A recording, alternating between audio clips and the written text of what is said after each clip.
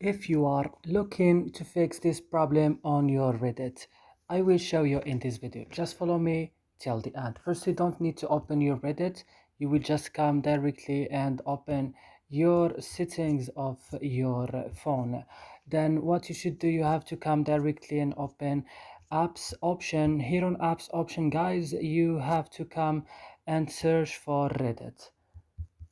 Then when you find Reddit, open it like I'm doing and scroll until you found storage. But be careful here, don't click on clear data, click on clear cache. Also, just click on clear cache, but don't click on clear data.